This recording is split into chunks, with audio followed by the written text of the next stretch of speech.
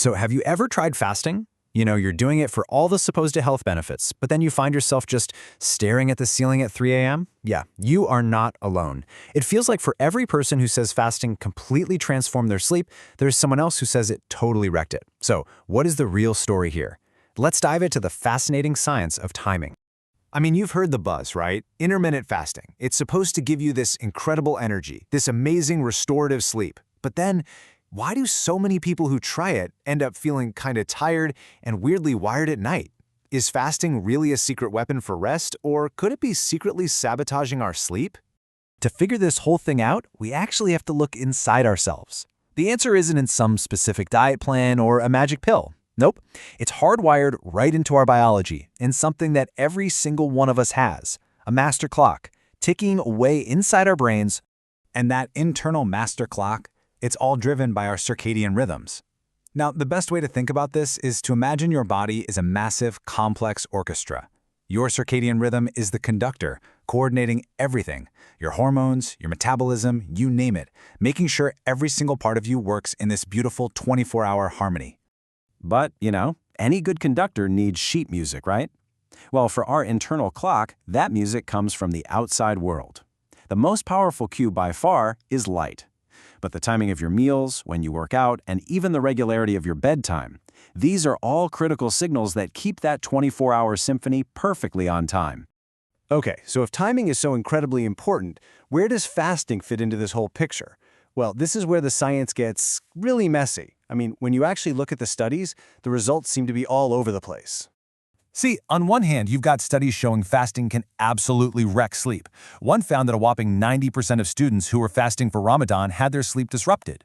But then you see other research showing fasting can actually decrease insomnia severity. And then there are other studies that found it had no effect on sleep at all. So how can all of these possibly be true at the same time?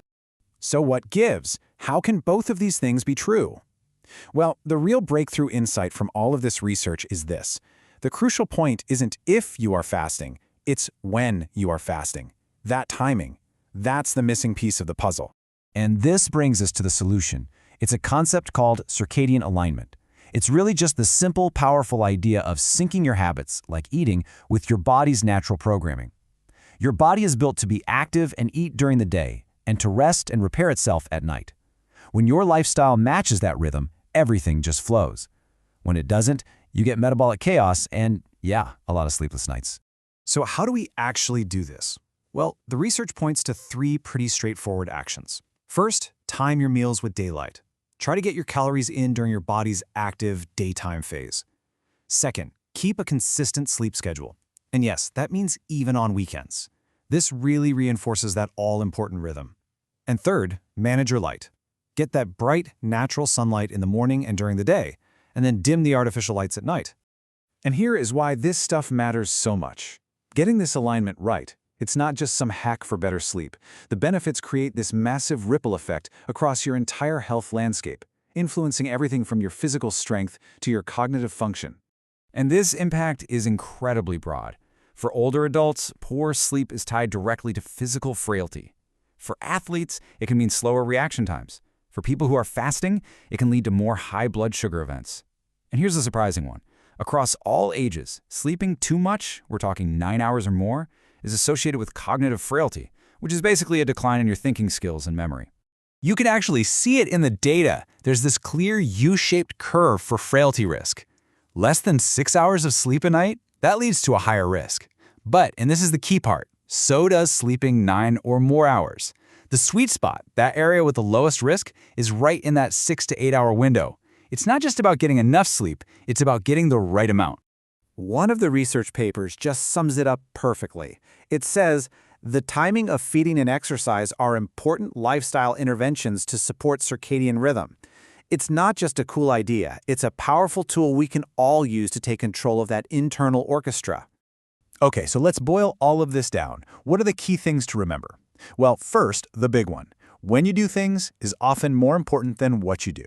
Second, you have this powerful 24-hour clock inside of you, and aligning your eating with daylight is one of the best ways to keep it on time. And finally, your body absolutely thrives on routine. Consistency is the real key to supporting that rhythm. And that really leaves us with a final, powerful question to think about. We spend so much time obsessing over what we should eat or what exercises we should do. But what if the most important factor has been kind of overlooked this whole time? What if the real key to our health isn't just about what we do, but when we do it? It's definitely something to think about. Thanks for tuning in.